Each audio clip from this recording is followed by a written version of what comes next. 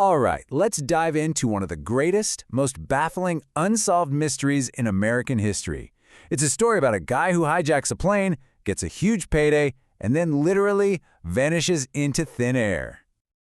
So, that's the big question, right? It's the one that has had the FBI scratching their heads and the public totally captivated for more than half a century. Let's try and piece together the puzzle of the man they call D.B. Cooper. You know, to really get this legend, we have to start at the very end of the story, the exact moment a man became a ghost. I mean, just picture this. It's a freezing, stormy night, he's 10,000 feet up, and the wind is blasting him at 200 miles an hour. He jumps out of the back of the plane, off this special staircase that only 727s had, and just disappears into the massive, dark wilderness of the Pacific Northwest. Gone. Okay, so how in the world did we even get to that point?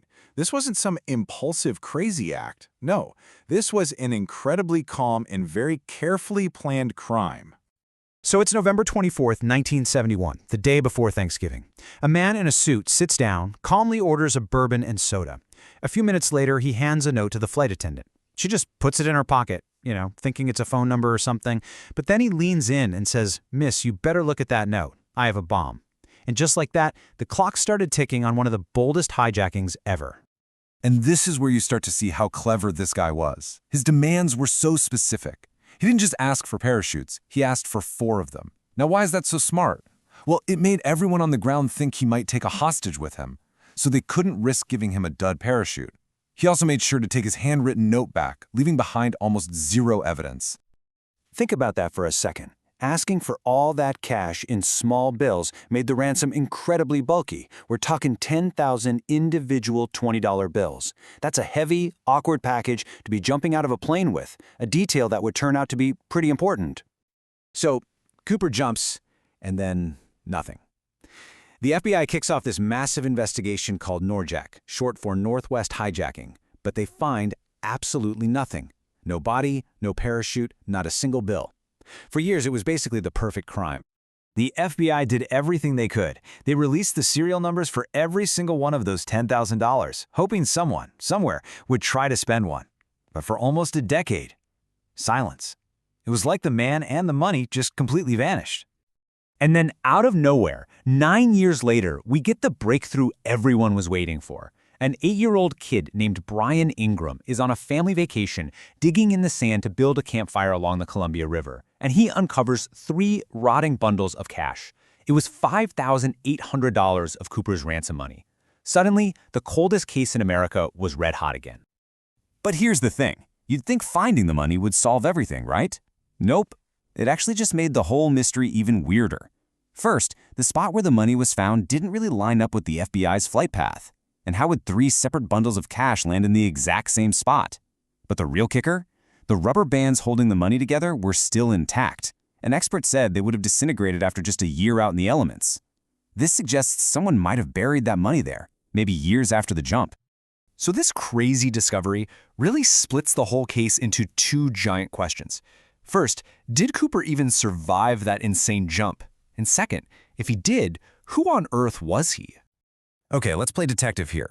The evidence pulls you in totally different directions. On one hand, the odds of him surviving were basically zero. He jumped into a freezing storm, at night, in a suit and loafers. And get this, he actually chose the older of the 2 main parachutes and took a reserve chute that was sewn shut for training purposes. It was useless. But, on the other hand, they never found a body. No missing person report ever fit his description. And of course, that buried money really suggests someone was around to put it there. You wouldn't believe the cast of characters the FBI looked into over the years. We're talking more than 800 suspects. There was Richard McCoy, a guy who pulled off an almost identical hijacking just 5 months later. There was Dwayne Weber, who told his wife on his deathbed, "I am Dan Cooper." You had Kenneth Christensen, a former paratrooper who actually worked for the same airline, and Robert Rackstraw, a military vet who just loved to play games with investigators. Each one is a fascinating story, but there was never enough evidence to nail any of them. So just when you think the trail is completely ice cold, modern science comes into play. Incredibly, Cooper left one piece of evidence on the plane, his black clip-on tie. Years later, a team of citizen scientists decided to take a much closer look at it.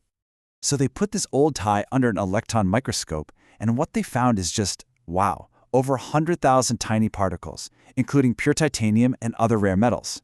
Now, back in 1971, you didn't just run into this stuff. It was used in very specific, high-tech places, like, for example, Boeing, which was building the supersonic airplane right around that time. This theory suggests Cooper wasn't some random thug. He might have been an insider, an engineer or manager who knew exactly what he was doing. And that's what's so incredible. Even with the official investigation over, these new clues just keep the legend alive. The story is so fascinating precisely because it is a perfect mystery. I mean, can you even imagine 45 years of work, thousands of leads, a case file that was reportedly 40 feet long, and it all led nowhere? So, in 2016, the FBI finally closed the active case, but for the rest of us, the mystery is more alive than ever. And that's really what it all boils down to. Was this guy a brilliant mastermind who understood aerospace technology? Or was he a total amateur who made a fatal mistake with his parachute choice and ended up paying the ultimate price? The fact that we still can't answer that we may never know, that's why the legend of D.B. Cooper is timeless.